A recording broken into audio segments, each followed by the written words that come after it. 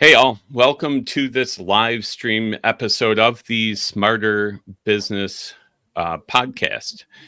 We're here to talk with video professionals who are finding interesting ways to use video in their own businesses. And today we are kicking off First Videos Month on the VCN. If you find this type of info engaging and useful, go ahead and hit all those engagement buttons on whatever platform you happen to be watching or listening to this podcast episode on. Subscribe, share, review. You know what they are. Today, though, we're going to move right into it. We've got two guests, which is a switch for us. We've got Geoff Strauss and Rafer Weigel. Geoff, I'm going to start with you because you're on my left on the screen. Do you want to give a quick intro? Just talk a little bit about the business you're in and what you have going on. Sure. Thanks, Neil. The business that we're in and what we do is case studies for businesses. And case studies is kind of a loaded term. I think a lot of people have kind of a vague idea what case studies are. Maybe they use the kind of traditional format where it's just here is the situation, here is a solution, and here are the results. We kind of approach it in a more in-depth fashion. We take kind of a journalistic approach where what we're doing, and I love the term case studies because it is what we're doing, but I also like to get away from that and say all we're doing is telling your customer success stories. We're working with you to find customers that have gotten really good results from working with you, and then helping you to tell those stories so that other people know how great you are and they'll hire you. Excellent. Rafer, you want to give a quick intro about yourself and what you do? Yeah, thank you, Neil. Grateful to be here. It's Rafer Weigel. I know it's very difficult to say. It is a tongue twister. I still curse my parents to this day. I have a background in journalism as well. In fact, I was a TV reporter, and a lot of anchors, when they tossed to me, would butcher my name, Neil. So you're in some pretty good company with that. I'm a storyteller by nature. I did start in print with the Chicago Sun-Times, and then eventually the Los Angeles Times, and then I moved into TV news, and then left in 2020. And so I am a storyteller, and I prefer the visual medium, which we'll get into in this podcast, just because it's impactful, how much more impactful it is. But if you complement it with the written word, that is a very powerful marketing tool. And again, we'll get into that. But I before I met Geoff, was really focused on video storytelling, because there's a difference between shooting a video and telling a story.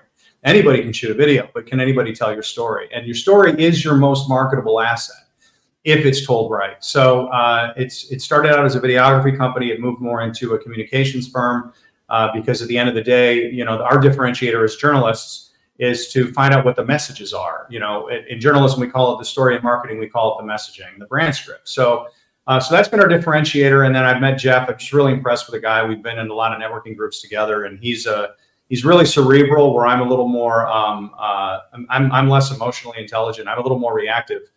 So it's a good compliment, and his skill set in terms of the written word with videos together, as I said, can be a pretty good pairing. So that was my elevator pitch in a nutshell. Sorry, I heard the Emmy playoff music playing in the background as I was giving that long speech.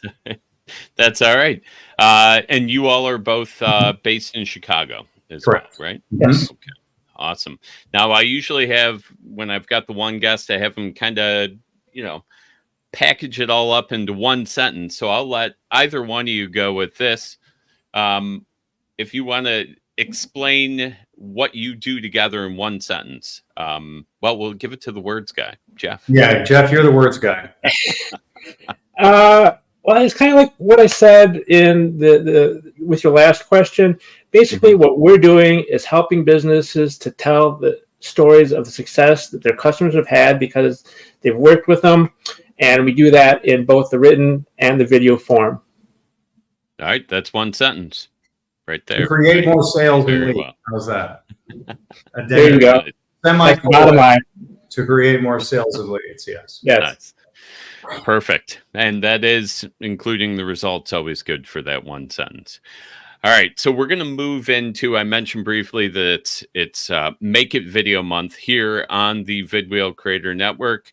And I just want to let everybody know who's out there and listening or watching, the Vidwheel Creator Network, or VCN, is a video community that helps solopreneurs and small business owners leverage video to increase your reach, become more efficient, and find more perfect fit clients to grow your business. If you're interested in kind of showing up at the next one of these live streams or coming to some of our live events, you can find those at events.vidwheel.com. We would love to have you out. And with all that out of the way, I would say, let's talk case studies. So, Geoff, you already talked about this a little, but case studies, why were they the route that kind of brought you together? Why are they special for a business owner? Well, like Rafer said, we're both storytellers by nature. We just chose different formats in how we approach that. The thing that I saw with case studies is that they're not being used as much as they should be. And the ways that they are being used are kind of like I mentioned earlier, the traditional format of here's a situation, here's a solution, and here's the results. And that's fine. That's better than nothing. But there's a much more effective way to be telling those stories. And that's when the customer is actually telling their own story about how you helped them. If you're out there saying, we did this for so-and-so and we did that for XYZ company, that's great. And you're asking me to believe you. But if you can put together this story, this case study that says, here's this business, here's their situation, here's the things they were thinking about doing, here's the things that reasons they actually chose to go with us versus the other people in the marketplace. Here's the results that we got. And it's all in their own words. That's a piece of social proof that is going to, instead of you asking people to believe you, give them a reason to trust you. I like that. So it's half kind of, you're incorporating testimonials more into a case study, right? Rafer, you good? Yeah, I was just going to say, on the heels of that there's a very that you bring up the word testimonial. And I think that's a very clear message we need to convey, is that this is different than a testimonial. Testimonials are great, and definitely you want those on your website. But a case study by nature is a lot more granular. What that is actually going to do is allow the audience to go through the journey virtually of what it was like to actually work with your company from start to finish, as opposed to somebody just saying that you're great. So that's the difference. They want to be able to see, you want your potential customers and clients to see themselves throughout that journey and what that's like. And that is what's going to lead them. I mean, there's a lot of factors why people buy. I'm not trying to oversimplify and say the case studies is a magic bullet, but that is going to be a very powerful tool in terms of, because the competition is just too great right now. And everybody's making their decisions virtually online right now. Before anybody picks up the phone or gets on a Zoom or sends an email, you have to be able to take your customers through the experience of working with you virtually now if you want to break through the noise. It's just a fact of where we are in the digital age. The COVID thing has really moved everybody more into the virtual space. So this is, I think it's almost necessary, and for a lot of businesses to do stuff like this. Otherwise, you're losing market share because your competitors are doing it. I mean, and at the end of the day, it's people have said, well, if it's, I don't know if I want to invest the money. And my response is, can you afford not to? At this point, because the beautiful thing about a case study is that you use it over and over and over again. It's not a one-shot deal. It's not a one and done. It's a tool that, it's the gift that keeps on giving. I think that's a great point, and that's something I know we focus on quite a bit within the group, is having those pieces that you can use. You can use on multiple sales calls. You can use within your marketing. You can use as communication that kind of moves throughout your business. It doesn't have to be a one-shot thing, right? And it's especially if you've got a powerful case study that really fits with what you're trying to do going forward. That's a great way to describe it. Gift that keeps on giving. So I really like that. I think that's a good explanation. Let's see. We kind of covered a lot of benefits. I do want to hear from Geoff, because Geoff is not a video guy like Rafer and I. So Geoff, what do you think video really adds? Like, why do you think, in this case, and I'm sorry to all the word-based people out there, words are not enough. What does it add? Not everybody responds the same way to the same things. Some people are readers, some people are watchers. And if you can present your message in the more formats you can present your message, the more likely you are to capture market share, because if all you're doing is putting out a written case study, you're missing all the people that just watch videos. If all you're doing is video production, you're missing all the people that just read and don't watch videos. So the more ways that you can get your message out there, the more effective your message is going to be. That's kind of the way I've approached it and seen the value in video in addition to the written. Excellent. I like that answer. And I guess with that kind of in mind, do you all, when you make these case studies, do you have the same information in the video as you have in written format, or do you find that you're putting certain types of info in, say, video format and other types written? Yeah, ideally it's a complementary arrangement, right? I mean, ideally you want them to complement one another. I mean, I'm a visual. I mean, I started in print and I went to video, and I admire what Geoff does. I admire what scribes can do in terms of the written word.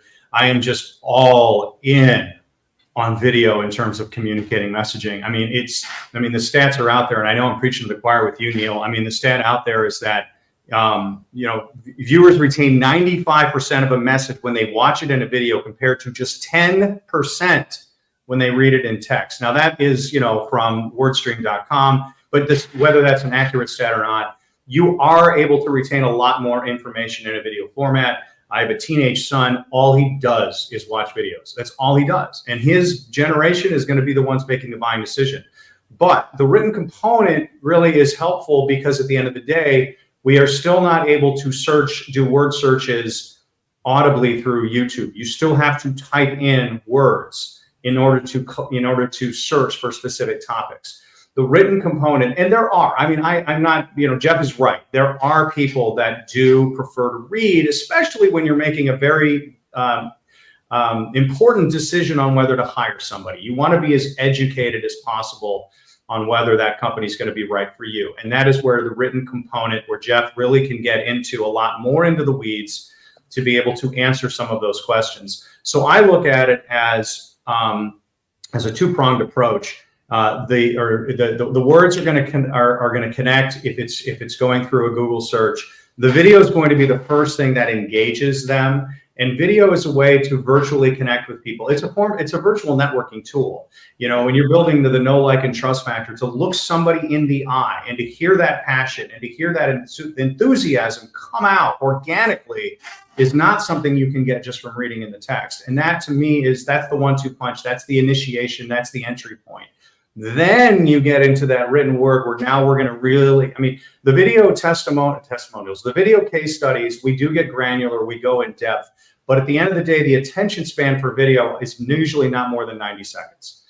You really want to keep that short and succinct, and then have that take them to the written word, where, you can get a lot more in depth. An article that's 5 paragraphs would translate into about a 5-minute video. People aren't going to watch a 5-minute video. But you will read the article and keep going from one point to the next, as long as those points. So they cater towards different attention spans. They have different intentions behind them, and married together is much more impactful, if that answers your question. Yeah, very good. And it sounds like you can really get people, maybe grab a little more interest and get that base level interest going with the video, and then provide some more context, maybe with the written word, go a little. They get to meet people in the video. There's a lot of info being grabbed there, but specific stats and Right. Things like that, you could always reference a little more easily through the written word. So, and the major points, you obviously want the major points in both, right? If there's a certain ROI and I made this much money, et cetera, working with company X, you're going to want them both, because you want the multiple touch points on that point. So, right on. Yeah, you can cover a lot more bases with both mediums. Yeah. I agree, and I think that's an excellent explanation of how that can happen. So we've talked a good amount about benefits. It's all been sunshine and rainbows so far. What are the challenges of this type of either producing this type of content or kind of getting clients to sign on to it? Geoff? I think the one of the first things I learned when I kind of started going down this path was that there's a lot of education to be done about what a case study is, Right. what the value of a case study is, and how to use a case study. So that's something that I've made myself intimately familiar with, and I'm very comfortable in having those conversations at this point. But that is something that I wasn't necessarily expecting because, once you are the authority on what you do, you expect everyone is at the same level. It's just a human nature thing, I think. But with case studies, I generally enjoy talking about it because I think it's such a good thing. And, you got to, I find it's almost a two-step process. The first time I start talking to somebody about it, it's the education piece. It's here's what it is, and here's what you might think it is, but here's what we're actually doing, and here's all the benefits, this, that, the other. And then you got to step back and let them think about that because that's all new information for them. And then with the second step, you can go into the conversation. So now let's talk about actually getting this thing done for you. Can I put on my journalism hat and ask you a question that I know the answer to, but I want to hear your words now, Geoff? How do you use a case study? All kinds of ways, Rafer. You can drop it on your website. You can put it into your email marketing. You can, once it's onto your website, you can reference it in social media posts. You can say, hey, do you have a company like this? Check out this story of how we helped a company just like yours. If you want results like this, check out this story about this company we helped get those kind of results. And each one of those touch points that the case study does, whether it's this type of company, this type of situation, this type of solution, this type of results, those are all touch points that you can break down and turn into social media posts that reference back to the website, which not only give you more content for your social media, it will drive traffic to your website and potentially lead to sales. You can also, if you're doing in-person type things, I was talking with someone who had a big presentation coming up with a multinational company, and she had a presentation that she was going to be giving to a room full of people, and she only had a little bit of room in her slide deck. And I said, perfect. You don't have to put the whole case study in there. You just put a link to it on your website. So there's all kinds of ways you can use that piece. I recommend it also as a great follow-up tool, right? How many sales calls, Zoom sales calls, are we going on a regular basis? Well, let me think about it. Let me get back to you, and I'm going to talk to 6 other people. If you can follow up with that's going to be, as Geoff said, that's another touch point, and that's going to make you stand out from the other 5, 6 people that your customer is talking to. It's just going to build trust, and at the end of the day, I think the biggest battle we're battling in this virtual world is trust right now. And how can people trust you that you're going to take care of their problem? Because at the end of the day, how are you solving problems for your customers? That's all they care about. And I'm a big Donald Miller guy. I'm going to go on a tangent here. He wrote this great book, Building a Story Brand. And at the end of the day, what I tell, my biggest challenge for me when telling a client story is having to remind them that you're not the hero of your own story. You are an integral part of that story. You're the guide. You're the Obi-Wan Kenobi and the Yoda, but the hero is your customer. So let's highlight that hero. Let's talk to your customer who's talked about how you helped them defeat Darth Vader for the Star Wars nerds like me out there. That's going to be what's going to set you apart, because as soon as you start talking about how great you are, and I actually feel weird in this interview, Neil, like we're talking about how great we are, and it feels odd. We need our own case studies, but people just tune you out. And I hope people are still watching this and tune this out. I'm hoping it's a little bit educational, just in terms of thinking about how to break through the noise, how to stand out right now, because it is unbelievably competitive. I was with a sales guy recently, and he told me, I thought it was like 7, 8 touch points to get the conversion. He said, no, studies show now you need 9 to 15 touch points to get the meeting. To get the first meaningful touch point, you're going to have to 9 to 15. That's going to be social media. That can be emails. That could be, a whole number of things, a LinkedIn post. So it's just people are inundated right now with so much out there.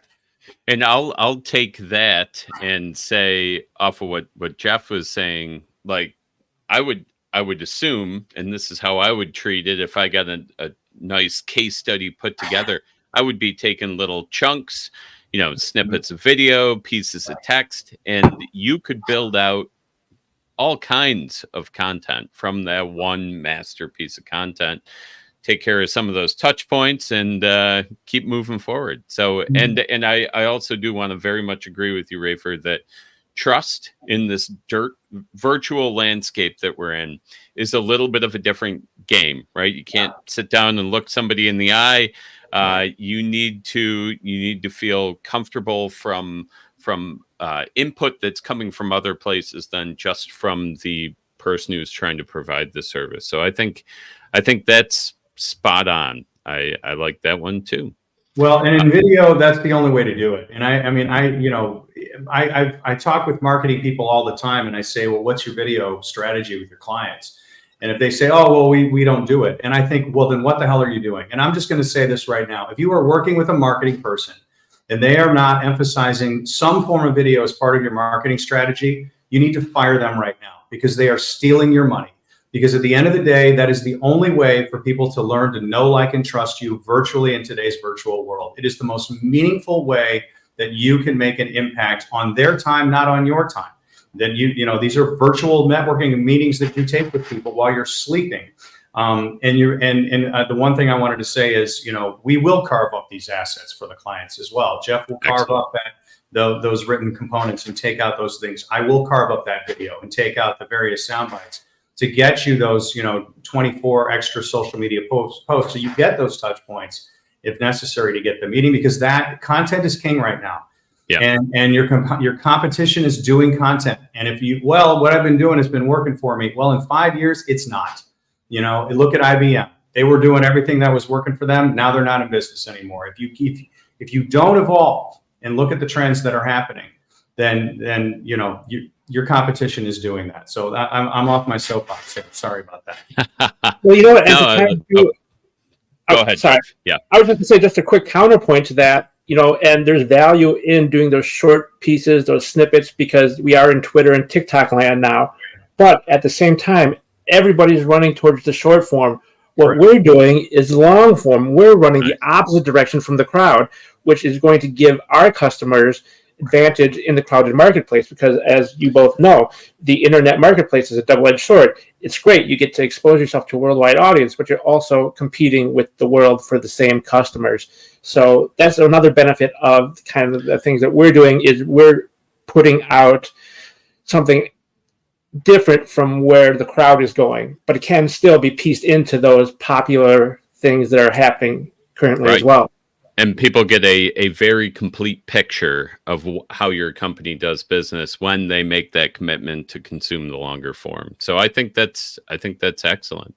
I am going to move us on to, do we have any specific success stories that we want to talk about? Like, do you have one case study that just crushed it, or anything like that? I wouldn't say there's a specific one, but I will say that everyone who we have done work for has been overjoyed with the product that they've gotten from us. Excellent. And actually, even one way that we've marketed it is we'll go back to the people that were the subjects of the case study and say, hey, here's what the final product looked like.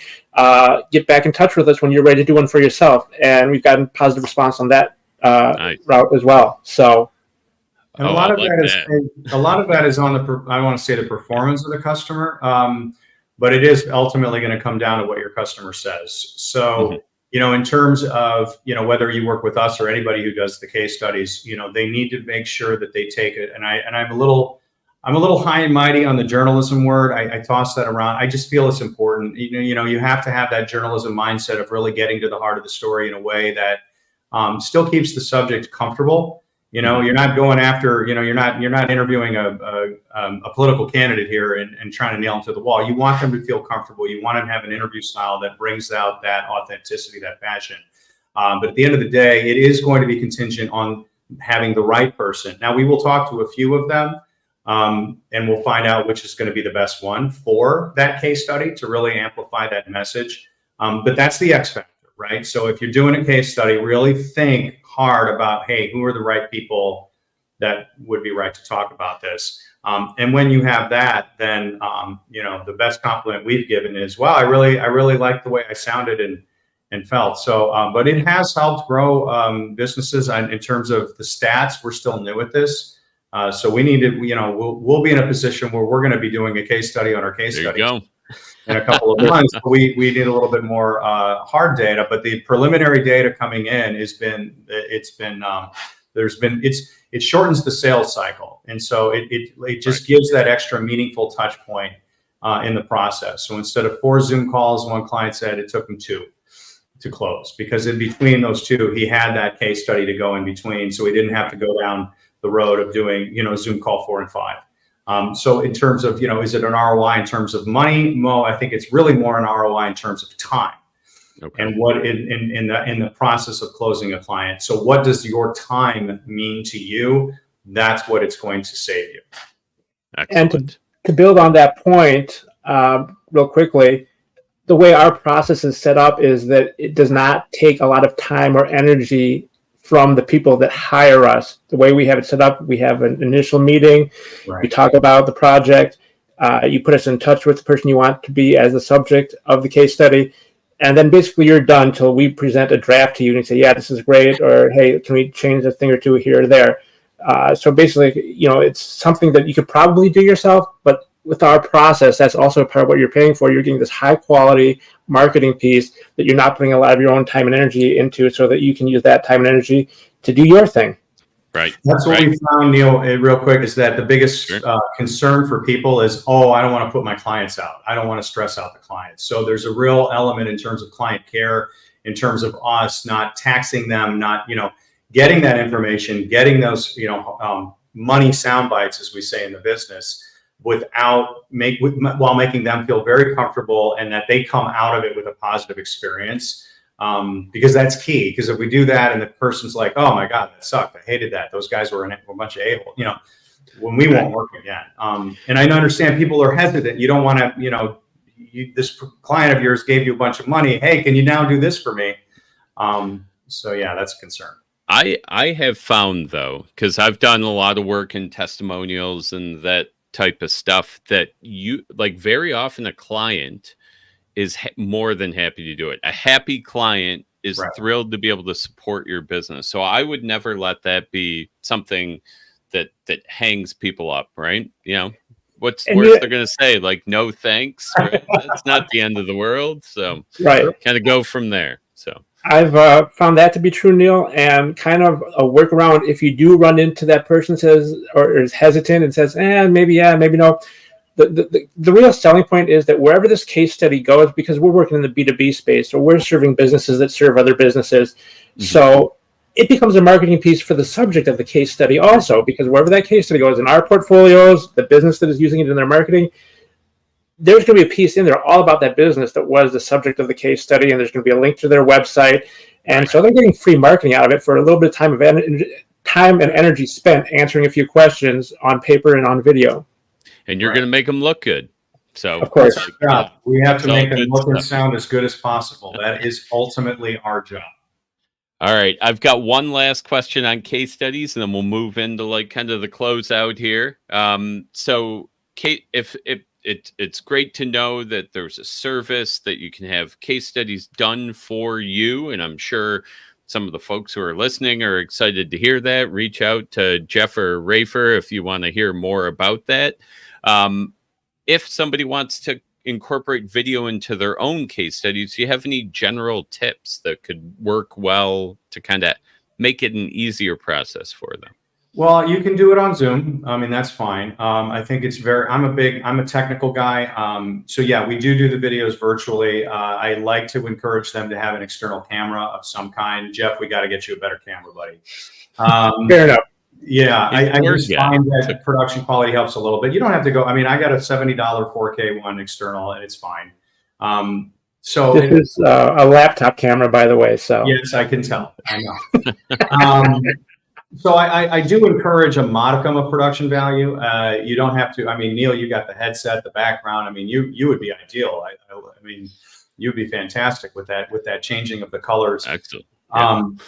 But no, I mean, it's just, I think the most important thing that if somebody's going to reach out to a client and get a video case study more than a testimonial is you obviously want to keep it conversational, but I think you want to have them explain to you what the process was like for them from start to finish. Go through the entire process, because we worked with clients and we had a perception of how the process was for them, but then to hear it in their words, they're going to bring up things that maybe you didn't even realize were memorable for them. Like, oh, when you did this and X, Y, and Z, that was really a differentiator. And you as the business owner are like, oh, that's what I do for everybody. Interesting, that resonated. So it can be a really good educational tool as well for you in terms of your business model and understanding what you're doing well. And if they mention things that you're not doing well, obviously that's beneficial as well. I would edit that out. But that's the other thing about the video is you can edit it. There's a lot of editing tools out there, simple ones that, iMovie for Zoom is fine. I use Adobe Premiere. I prefer it a little more high level because we want to put graphics on there and motion graphics and make it look as nice as we possibly can. So that would be my suggestion. Excellent. And can I make one suggestion for all the non-video people like myself? If you want to start incorporating video into anything you're doing or case studies in particular, find yourself a friend like Rafer, like I did. It's the best thing in the world. There you go. Perfect. It's all about who you know, right? So that works out really well. All right. So I am going to move on to, I ask one question that kind of runs as a thread through all of these episodes of the Smarter Business Podcast. It's called the Smarter Business Podcast. What is one thing that you have done to make your business or a client's business smarter? What do you think? Who wants to go first? And if you need some cues, we've got them. Some people talk about books, software, specific business tips. One thing we have done to help our businesses, clients be smarter. Your business or a client's business. It could be video case studies, not to put words in your mouth, but Video case studies are going to help our, by emphasizing and really working through, it is ultimately, if you're a business owner, to hear that feedback is going to really help. It just kind of goes back to what I was saying before. It's going to give you intel on what's working and maybe what you want to double down on. And if you have a larger company, maybe they're going to cite specific people throughout the process that they worked with that gave a very, very positive experience. That's also going to give you a window into who's doing a great job, what's working, what's not working. I would think that type of feedback to a business would be invaluable. Yeah. So I'll tweak that a little and say, even if you're not making a case study, interview your best clients, right? And see what's working for you from a business perspective. I really like that. And that's an important thing to do. Geoff, you're off the hook because Rafer jumped in unless you got something. Just a real short thing, the thing I try to remember to tell people when we start talking about case studies is even if you don't hire us, think about someone that's really gotten a good benefit from working with you and your business and try telling those stories. Because if you're not telling those stories, you're missing out on marketing gold. I like that. I like that a lot. If you relay the story yourself, you get part of the way there, right? That works really well. So I'm going to ask one last thing, which is where can people find you? Where's the best place to catch up with Geoff? You can find me on LinkedIn. You can go to the website, which is justcasestudies.com. Things like this. I'm around. Justcasestudies.com and Geoff Strauss, Geoff. Yes, I spelled it the wrong way.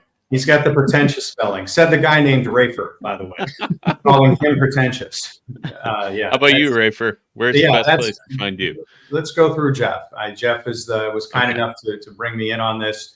I do we do also on-site video storytelling as well with videographers. Content creation on a higher level, and that is another tier that we can offer. I've done several client testimonial videos where we actually went on location with a crew, 2-camera shoot, and gotten them on a really nice high-end camera for one's website. That costs a little bit more.